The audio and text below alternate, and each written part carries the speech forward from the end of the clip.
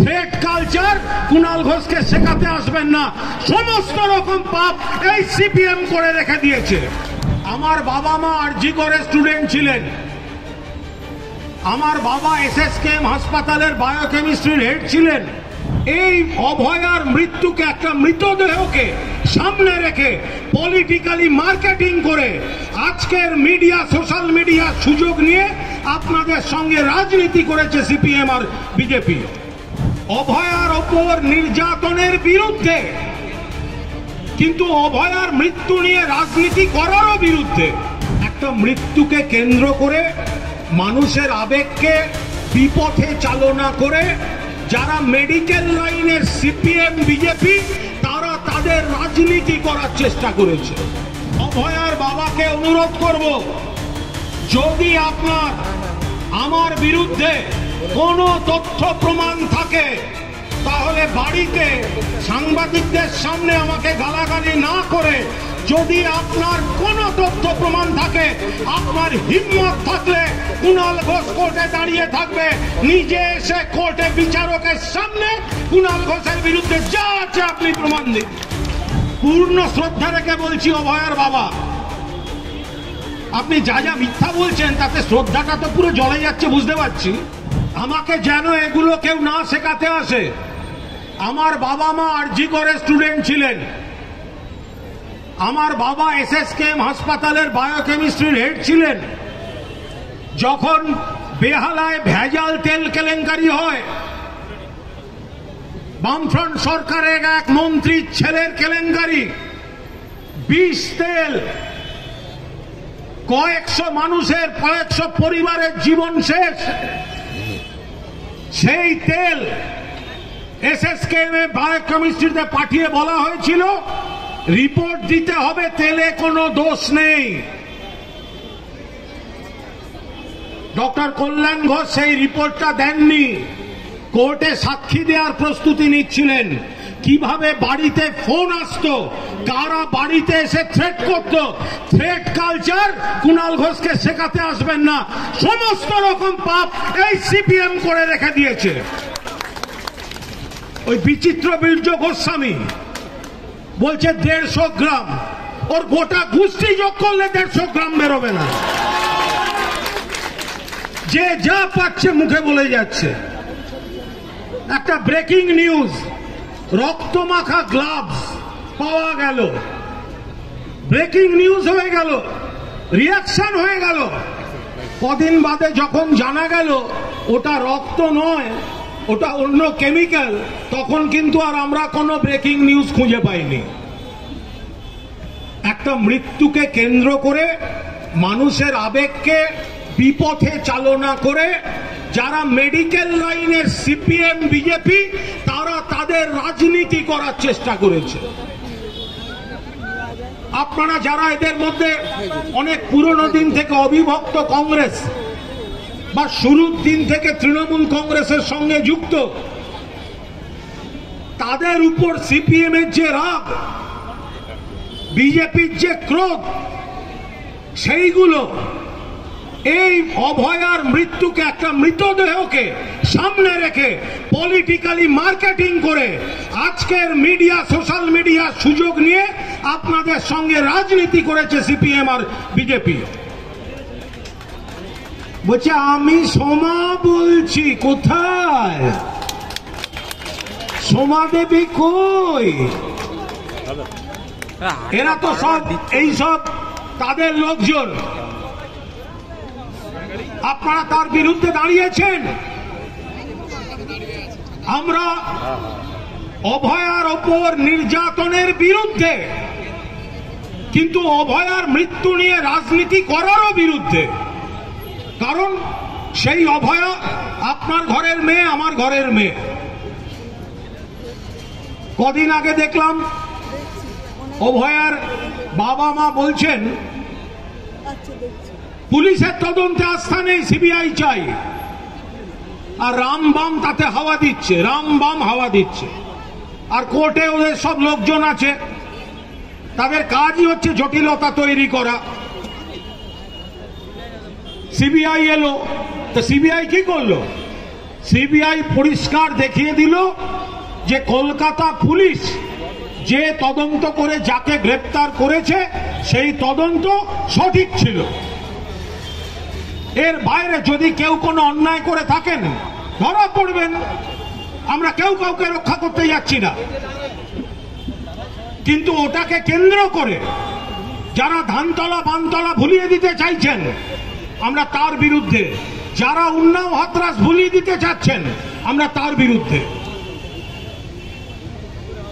অভয়ের বাবা আগের দিন বললেন সিবিআই মানি না, যাচ্ছেন কোথায়? নবান্ন। কার সঙ্গে? বিজেপি। মানেন না কাকে? সিবিআই। মানে কি? বাবা মার প্রতি নিশ্চিতভাবে আমাদের শ্রদ্ধা আছে, সহানুভূতি আছে, কিন্তু তারা যদি তাদের কাঁধে বন্দুক রেখে কেউ রাজনীতির গুলি চালায় আর তারা যদি কাঁধটা বারবার পেতে দেন তাহলে তো আমাদের আপত্তি করতেই হবে।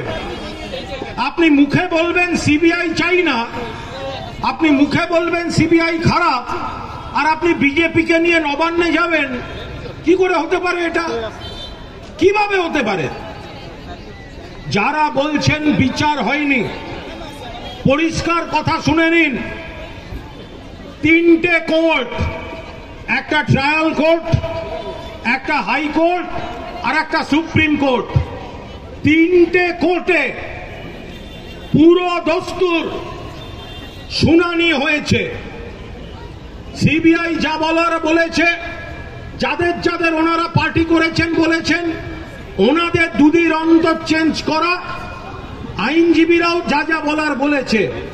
তারপরেও যখন কোর্ট একটা সিদ্ধান্তে এসেছে, তাহলে আপনারা কি বলতে চান? পুলিশে আস্থা নেই, সিবিআইতে আস্থা নেই, কোর্টেও আস্থা নেই, হয় নাকি? এই নবান্ন অভিযানের দিন অভয়ার বাবা একটা স্টেটমেন্ট করেছেন যে সিবিআই ঘুষ খেয়ে তদন্ত বন্ধ করে দিয়েছে, তদন্ত ধামাচাপা দিয়েছে, আর রাজ্য সরকার টাকা পাঠিয়েছে, আর কুণাল ঘোষ সিজিওতে গিয়ে সেটেলমেন্ট করে এসছে। তা আমি দেখলাম এত মুখ লাগিয়ে লাভ নেই।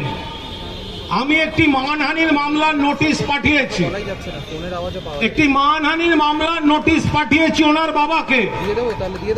কোর্ট থেকে সমন জারি হয়েছে। এই 11 তারিখ 10:30টার সময় শুনানি। কুণাল ঘোষ সেদিন কোর্টে হাজির থাকবে।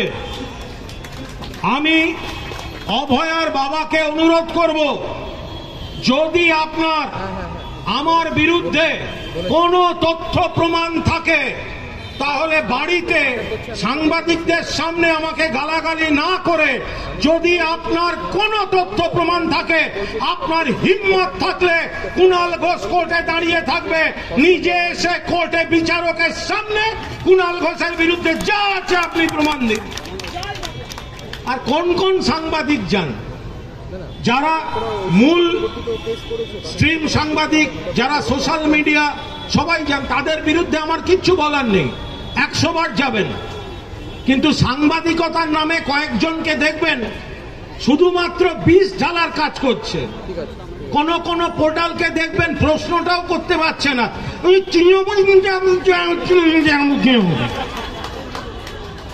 হয়ে গেল প্রশ্ন, পুরো বাংলা ভাষাটা বলতে পারবে না।